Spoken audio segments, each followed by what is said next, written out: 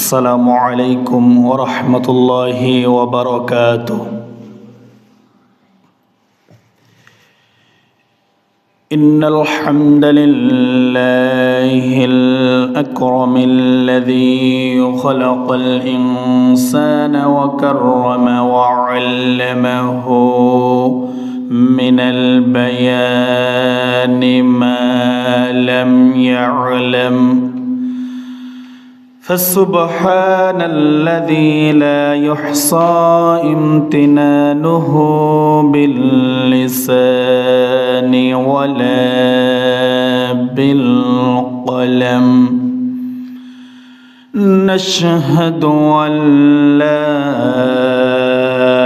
إله إلا الله وحده لا شريك له، ونشهد أن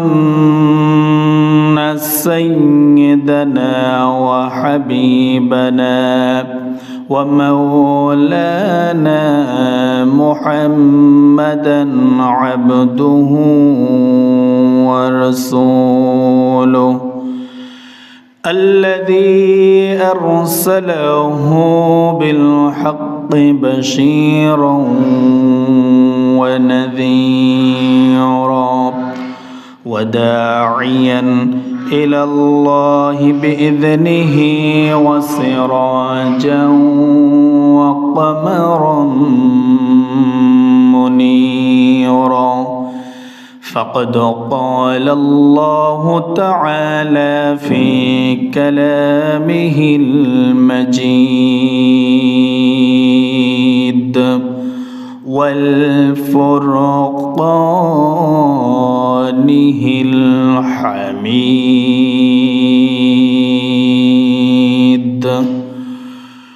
সকলেই বলি আউযু বিল্লাহি মিনাশ শাইতানির রাজীম। বিসমিল্লাহির রহমানির রহিম। ইন্নাল্লাহা ওয়া মালাইকাতাহু ইউসাল্লুনা আলান নবী। يا أيها الذين آمنوا صلوا عليه وسلموا تسليما. اللهم صل على محمد وعلى آل محمد كما صليت على إبراهيم وعلى آل إبراهيم إنك حميد مجيد. اللهم بارك على محمد وعلى آل محمد كما باركت على إبراهيم وعلى آل إبراهيم إنك حميد مجيد.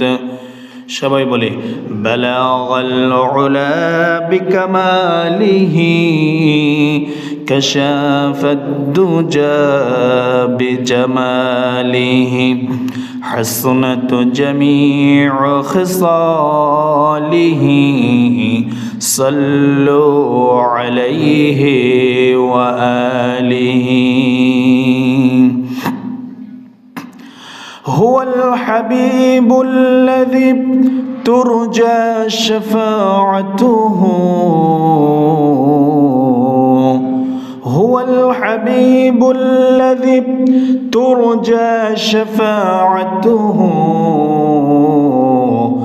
لكل حول من الأهوال مقتحم بلاغ العلا بكماله كشاف الدجى بجماله حسنت جميع خصاله صلوا عليه وآله সমস্ত প্রশংসা সেই আল্লাহ সুবহানাহু ওয়া তাআলার প্রতি যে আল্লাহ সুবহানাহু ওয়া তাআলা জুমআবার শ্রেষ্ঠ দিন, দোয়া কবুলের দিন, পৃথিবীর সৃষ্টির দিন, পৃথিবী ধ্বংসের দিন, দিনসমূহের মধ্যে শ্রেষ্ঠ দিনের দুনিয়াবি সমস্ত ঝয় ঝামেলা কাজ কাম থেকে মুক্ত করে তার ঘরে মসজিদে এসে 2 রাকাত ফরজ নামাজ আদায়ের জন্য কুরআনুল কারীম এবং হাদিস থেকে কিছু কথা বলার এবং শোনার জন্য যে আল্লাহ সুবহানাহু ওয়া তাআলা সুযোগ করে দিলেন, সে আল্লাহ সুবহানাহু ওয়া তাআলার প্রতি প্রশংসা কৃতজ্ঞতা জ্ঞাপন করি। সবাই বলি আলহামদুলিল্লাহ। দরুদ ও সালাম পেশ করি বিশ্ব মানবতার মুক্তির দূত, যিনি ছিলেন সর্বযুগের সর্বশ্রেষ্ঠ মহামানব, যে রাসূল এ পৃথিবীতে এসে আমাদেরকে শ্রেষ্ঠ উম্মত বলে ধন্য করেছেন, সেই রাসূলের প্রতি দরুদ ও সালাম পেশ করি। সবাই বলি সাল্লাল্লাহু আলাইহি ওয়াসাল্লাম। আরও সেই সঙ্গে সেই সব শহীদ ভাইদের আত্মার মাগফিরাত কামনা করি, যারা ইসলামের প্রথম যুগ, প্রথম যুদ্ধ, প্রথম জিহাদ, বদরের ময়দান থেকে শুরু করে উহুদ, হুনাইন, খন্দক, মুতার প্রান্তর, তাবুকের প্রান্তর থেকে শুরু করে বাংলাদেশ সহকারে তাম পৃথিবীতে যারা ইসলামের জন্য, কোরআনের জন্য, ইসলামকে প্রতিষ্ঠিত করতে গিয়ে যারা জীবন উৎসর্গ করেছেন, আল্লাহ সুবহানাহু ওয়া তাআলা তাদেরকে যেন উত্তম শাহাদাতের মর্যাদা দান করে দেন। সবাই বলে আল্লাহুম্মা আমিন। আত্মার মাগফিরাত কামনা করি। বিগত জুমআ থেকে শুরু করে আজকের জুমআ পর্যন্ত বাংলাদেশ সহকারে তাম পৃথিবীতে মুসলমানদের মধ্য থেকে যারা কবরের পথযাত্রী হয়েছেন, আল্লাহ সুবহানাহু ওয়া তাআলা তাদেরকে যেন গুনাহ খাতা মাফ করে দিয়ে তাদের কবরটা জান্নাতুল ফেরদাউস বানিয়ে দেন। সবাই বলে আল্লাহুম্মা আমিন। সুস্থতার জন্য দোয়া করি, হেদায়েতের জন্য দোয়া করি। জাতি, ধর্ম, বর্ণ নির্বিশেষে হিন্দু, বৌদ্ধ, খ্রিস্টান, মুসলমান সহকারে যারা বাসাবাড়িতে, হসপিটালের বেডে যে অবস্থায় অসুস্থ হয়ে পড়ে আছে, মানুষ হিসেবে আল্লাহ সুবহানাহু ওয়া তাআলা তাদেরকে যেন শিফায়ে আজেলা সুস্থতা দান করে দেন এবং সেই সঙ্গে হেদায়েত নসিব করে দেন। সবাই বলে আল্লাহুম্মা আমিন। কোরআনুল কারীম থেকে আলোচনা করতেছি আল্লাহর পরিচয়, আল্লাহর গুণাবলী। রজব মাসের দ্বিতীয় জুমআ, গত জুমআয় আলোচনা করেছিলাম আয়াতুল কুরসি, কোরআনুল কারীমের 2 নম্বর সূরার 255 নম্বর আয়াতের এর অনুবাদ, এর ব্যাখ্যা, এর তাফসীর আমরা করতেছিলাম। 6টার মতো পয়েন্ট আমরা বলেছিলাম। ইনশাআল্লাহ আল্লাহ সুবহানাহু ওয়া তাআলা আজকের আলোচনা যেন হেদায়েতপূর্ণ এবং সুন্দরভাবে বলার এবং শোনার, মানার তৌফিক দান করেন। সবাই বলে আল্লাহুম্মা আমিন। প্রথমে বলেছিলাম আল্লাহু লা ইলাহা ইল্লা হুয়াল হাইয়ুল কাইয়্যুম, তিনি আল্লাহ, তার কোনো, তিনি ছাড়া কোনো ইলাহ নাই, মা'বুদ নাই, উপাস্য নাই, তার সমকক্ষ আর কেউ নাই। 1 নম্বর পয়েন্ট। 2 নম্বর পয়েন্ট ছিল আল হাইয়ুল কাইয়্যুম, তিনি চিরঞ্জীব, চিরস্থায়ী। 3 নম্বর পয়েন্ট বলেছিলাম যে লা তাখুযুহু সিনাতুন ওয়ালা নাওম, তাকে ঘুম তো দূরের কথা, তন্দ্রাও স্পর্শ করে না। 4 নম্বর বলেছিলাম লাহু মা ফিস সামাওয়াতি ওয়া মা ফিল আরদ, আসমান এবং জমিনের একমাত্র মালিক হচ্ছে আল্লাহ সুবহানাহু ওয়া তাআলা, 5 নম্বর বলেছিলাম মান যাল্লাযী ইয়াশফাউ ইনদাহু ইল্লা বিইযনি, এমন কে আছে তার সুপারিশ ব্যতীত কাউকে সুপারিশ করতে পারে। 6 নম্বরে বলেছিলাম ইয়ালামু মা বাইনা আইদিহিম ওয়া মা খালফাহুম, তার সামনে, তার পেছনে, তার ডানে, তার বামে যা কিছু আমরা করি না কেন আল্লাহ রাব্বুল আলামিন তার খবর সবকিছু তিনি জানেন। বলেন সুবহানাল্লাহ। আজকে 7 নম্বর পয়েন্ট থেকে আলোচনা করব ইনশাআল্লাহ। আল্লাহ রাব্বুল আলামিন তার গুণাবলী, তার যে গুণ রয়েছে আয়াতুল কুরসির মধ্যে আল্লাহ সুবহানাহু ওয়া তাআলা বললেন ওয়ালা ইউহিতুনা বিশাইইম মিন ইলমিহি ইল্লা বিমা শাআ। বলেন আল্লাহু আকবার। আল্লাহ রাব্বুল আলামিন বলেন তিনি যতটুকু ইচ্ছা করেন ততটুকু ছাড়া তার জ্ঞান সমুদ্র হতে আর কিছুই আয়ত্ত করতে পারে না তার সৃষ্টি জীব। বলেন সুবহানাল্লাহ।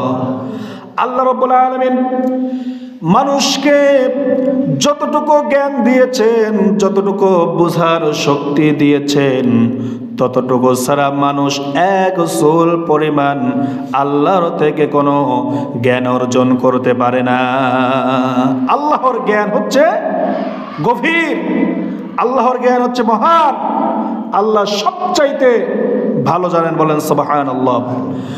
কুরআনুল কারীমের সূরা বনী ইসরাঈলের ভিতরে আমার আল্লাহ রাব্বুল আলামিন বললেন ওয়া মা উতিতুম মিনাল ইলমি ইল্লা ক্বালিলা, আমি তোমাদেরকে সামান্যতম জ্ঞান দিয়েছি। আল্লাহ রাব্বুল আলামিন এও বলতে পারতেন তোমাদেরকে আমি অল্প জ্ঞান দিয়েছি, কিন্তু আল্লাহ রাব্বুল আলামিন বললেন ইল্লা ক্বালিলা, একবারে সামান্য থেকে সামান্য পরিমাণ তোমাদেরকে জ্ঞান দিয়েছি। এই মানুষকে এই সামান্যতম জ্ঞান দিয়েছেন। এই মানুষ দেখেন কত কিছু আবিষ্কার করেছে, আগে ঘোড়াগাড়ির থেকে শুরু করে আজকের সাইকেল পর্যন্ত, বাইসাইকেল থেকে শুরু করে মোটর সাইকেল, এরপরে হেলিকপ্টার, বিমান, এরপরে এরোপ্লেন, যুদ্ধ জাহাজ, এরপরে মোবাইল ফোন, যত প্রযুক্তি আছে আল্লাহ রাব্বুল আলামিন মানুষের মধ্যে সামান্যতম জ্ঞান দিয়েছেন। এই জ্ঞানের চোটে মানুষরা কত কিছু আবিষ্কার করেছেন। বলেন সুবহানাল্লাহ। আল্লাহ রাব্বুল আলামিন বলেন ওয়ালা ইউহিতুনা বিশাইইম মিন ইলমিহি ইল্লা বিমা শাআ, তিনি ছাড়া, তিনি যতটুকু মানুষকে জ্ঞান দিবেন এর চাই বেশি জ্ঞান মানুষ অর্জন করতে পারে না। 8 নম্বর জ্ঞান আল্লাহ রাব্বুল আলামিন বলেন ওয়াসিআ কুরসিয়ুহুস সামাওয়াতি ওয়াল আরদ, আর আল্লাহ রাব্বুল আলামিনের যে কুরসি রয়েছেন, চেয়ার রয়েছেন, আল্লাহ রাব্বুল আলামিন বলেন আমার যে ক্ষমতার চেয়ার, আমি যে চেয়ারের উপরে বসে আছি, আর রহমানু আলাল আরশিস তাওয়া, আমি রহমান, আমি আল্লাহ রাব্বুল আলামিন আরশে আজিমের উপরে সমাসীন হয়েছি, আমি যে তার উপরে বসে আছি, আমি আল্লাহ রাব্বুল আলামিন। এই চেয়ার আল্লাহ রাব্বুল আলামিন বলেন ওয়াসিআ কুরসিয়ুহুস সামাওয়াতি ওয়াল আরদ, আসমান এবং জমিনকে আমার চেয়ার, আমার কুরসি পরিবেষ্টন করে আছে। বলেন সুবহানাল্লাহ। আল্লাহর কুরসি যে চেয়ার, ক্ষমতার চেয়ার, আল্লাহ রাব্বুল আলামিন বলেন এটা কত বড়। বিশ্বনবী তার হাদিসের মধ্যে বলেন আল্লাহ রাব্বুল আলামিনের কুরসি এত বড়, মরুভূমির ভিতরে একটা যদি আংটি যদি ফেলে দেওয়া হয়, ছুঁড়ে ফেলে দেওয়া হয়। ওই মরুভূমির ভিতরে একটা ছোট আংটি, ওই আংটিকে সামান্যতম ছোট দেখা যায়।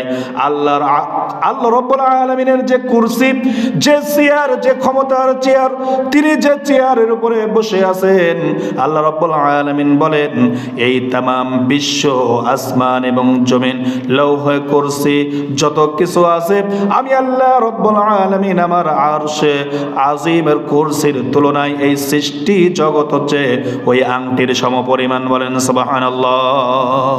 তাহলে আল্লাহ রব্বুল আলামিন কত বড়। এরপরে 9 নম্বরে আল্লাহ রব্বুল আলামিন গুণ বর্ণনা করতেছেন আল্লাহর গুণাবলী, আল্লাহর এত ক্ষমতা, আল্লাহর এত সিফাত। আল্লাহ রব্বুল আলামিন বলেন ওয়ালা ইয়াউদুহু হিফযুহুমা। আমার আল্লাহ রব্বুল আলামিন বলেন তার সেগুলো রক্ষণাবেক্ষণ তাকে মোটেও ক্লান্ত করে না। আমার আল্লাহ রব্বুল আলামিন সকালবেলা সূর্য তুলে দেন, বিকালবেলা, সন্ধ্যার বেলা সূর্য অস্ত যায়, সেটারও দায়িত্ব আমার আল্লাহ রব্বুল আলামিন করেন। রাত আসে, রাতের ব্যবস্থা আমার আল্লাহ রব্বুল আলামিন করেন। দিনের ব্যবস্থা আমার আল্লাহ রব্বুল আলামিন করেন। মানুষ যে চলাফেরা করে, মানুষ ভালো মন্দ কি কাজ করে, এটা করার জন্য আমার আল্লাহ রব্বুল আলামিন ফেরেশতা নিযুক্ত করে রেখেছেন। আমার বান্দা যদি খারাপ কাজ করে, সেটাও করার জন্য আমি ফেরেশতা নিযুক্ত করেছি। আসমানের থেকে কতটুকু বৃষ্টি পড়বে, সেটার জন্য আমি ফেরেশতা নিযুক্ত করেছি। একজন মানুষ কতটুকু খাদ্য গ্রহণ করবে, এর হিসাব গ্রহণ করার জন্য আমি আল্লাহ রব্বুল আলামিন রেখেছি। একটা মানুষ কোথায় মৃত্যুবরণ করবে, এটার হিসাবও আমি করে রেখেছি। এক কথায় শুরু থেকে শেষ পর্যন্ত আমার আল্লাহ রব্বুল আলামিন যত দায়িত্ব পালন করতেছেন তার ক্ষমতার ভিতরে রেখেছেন। মোটেও আল্লাহ রব্বুল আলামিনকে ক্লান্ত করে না। বলেন সুবহানাল্লাহ। মোটেও আমার আল্লাহ রব্বুল আলামিনকে ক্লান্ত করে না। আমার আল্লাহ রব্বুল আলামিনের কোনো ক্লান্ত আছে? কোনো কষ্ট আছে? মানুষ 5 ঘন্টা, 10 ঘন্টা, 8 ঘন্টা কর্ম করার সঙ্গে সঙ্গে তার ক্লান্ত হয়ে যায়, সে আর কাজ করতে পারে না, তাকে বিশ্রাম নিতে হয়। আমার আল্লাহ রাব্বুল আলামিন এই কথায় আয়াতুল কুরসির ভিতরে এটাই বলে দিলেন ওয়ালা ইয়াউদুহু হিফযুহুমা। তার সেগুলো রক্ষণাবেক্ষণে মোটেও তাকে ক্লান্ত করতে পারে না। 10 নম্বর গুণ হচ্ছে ওয়াহুয়াল আলিয়্যুল আযীম। তিনি হচ্ছে সর্বোচ্চ, তিনি হচ্ছে সুমহান। আল্লাহ রাব্বুল আলামিন এখানে বলে দেন তার গুণাবলী। এখানে আলী, তিনি হচ্ছে সর্বোচ্চ, আর আযীম তার নামের এই গুণাবলী হচ্ছে মহান। বলেন সুবহানাল্লাহ। তাহলে আয়াতুল কুরসির মধ্যে 10টা পয়েন্ট আছে। প্রথম গুণ বললাম যে তিনি হচ্ছেন এক আল্লাহ, তিনি ছাড়া কোনো দ্বিতীয় ইলাহ নাই, ক্ষমতা দেওয়ার মালিক নাই, ক্ষমতা রচনা করার মালিক তিনি ছাড়া নাই। এরপরে তিনি দ্বিতীয় নম্বর বলে দিলেন যে তিনি হচ্ছে চিরঞ্জীব, তার কোনো মৃত্যু হবে না, তিনি আদিতে ছিলেন, ভবিষ্যতেও থাকবেন, সারা জীবন থাকবেন। ওয়ায়াবকা ওয়াজহু রাব্বিকা যুল জালালি ওয়াল ইকরাম।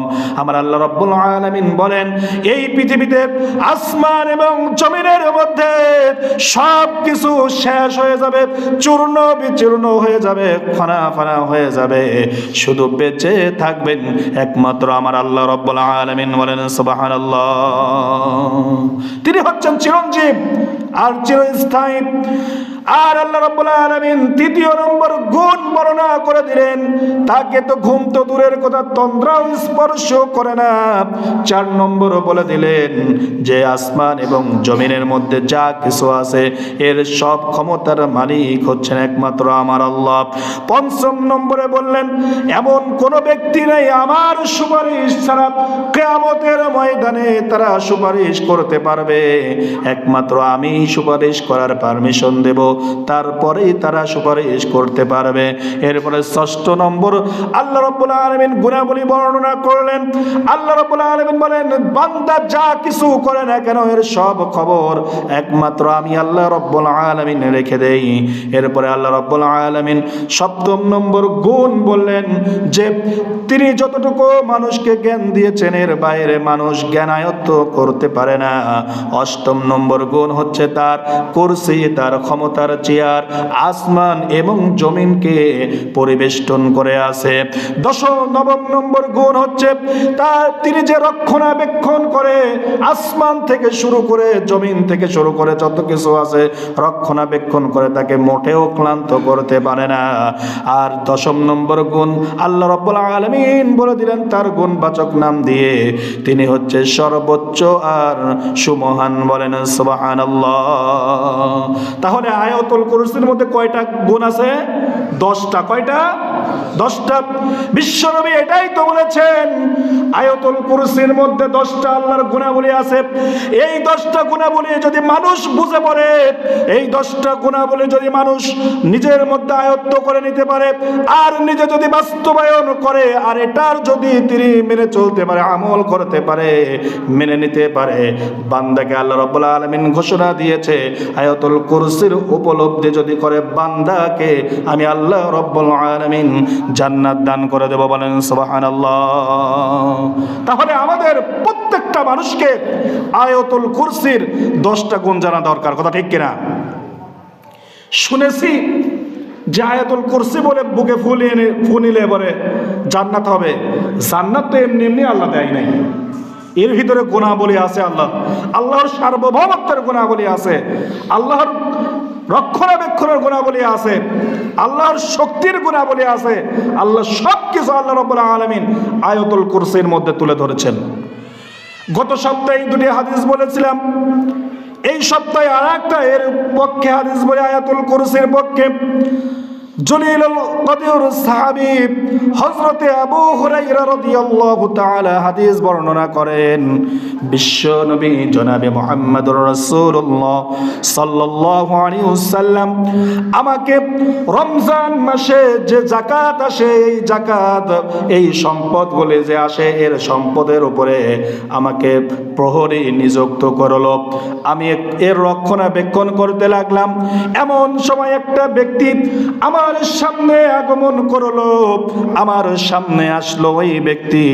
এসে দেখলাম ওই যাকাতের ওই মাল থেকে ওই ব্যক্তি তার চাদরের ভিতরে কিছু খেজুর তুলতেছে, তুলে তুলে অনগসর করে সামলিয়ে নিচ্ছে, দাগ চুরি করে নিচ্ছে। আমি তাকে ধরে ফেললাম, তাকে জিজ্ঞাসা করলাম তুমি কেন খেজুর নিচ্ছ, তুমি এটা করতেছো কেন? ওই ব্যক্তি আমাকে বলল আমার খুব অভাব আছে, আমার অভাব অনটনের দিন যায়, আমাকে তুমি ছেড়ে দাও, আমি এটা আর কোনোদিন করব না। বিশ্বনবীর কাছে বিশ্বনবী জনাবে মুহাম্মদুর রাসূলুল্লাহ সাল্লাল্লাহু আলাইহি ওয়াসাল্লাম পরের দিন আবু হুরায়রা রাদিয়াল্লাহু তাআলা আনহুকে জিজ্ঞাসা করলেন, ও আবু হুরায়রা, গত রাত্রে তোমার কাছে একটা বান্দা এসেছিল, তোমার বান্দাটি কি বলেছিল? আবু হুরায়রা বলল, গত রাতে যে ব্যক্তি এসেছিল ওই ব্যক্তিকে আমি দেখলাম যাকাতের মাল থেকে কিছু খেজুর লুকিয়ে নিচ্ছে, আমি তাকে ধরে ফেললাম। ব্যক্তিটি বলল আমি আর এ কাজ করব না, আমি আর আসবো না। বিশ্বনবী বললেন এই ব্যক্তি আবারও আসবে, আবারও রাতের বেলায় আসবে। আমি দেখলাম পরের দিন ওটাকে আমি রক্ষণাবেক্ষণ করলাম, ওটা পাহারা দিলাম। পরের দিন দেখলাম ওই ব্যক্তি আবারও আসলো, তার চাদরের ভিতরে খেজুর গুনে লুকিয়ে রেখেছে। আমি তাকে ধরলাম, আমি তাকে জিজ্ঞাসা করলাম তুমি কেন এগুলো করতেছো? তিনি আবারও বললেন আমার অভাব অনটন আছে। আমি তাকে জিজ্ঞাসা করলাম তোমাকে আমি বিশ্ব নবীর কাছে নিয়ে যাব। তিনি বললেন আমাকে ছেড়ে দাও, আমি এ কাজ করব না। পরের দিন আবারও আসলো, তৃতীয় দিন আসার পরে তাকে ওই ব্যক্তিকে আবু হুরায়রা রাদিয়াল্লাহু তাআলা আনহু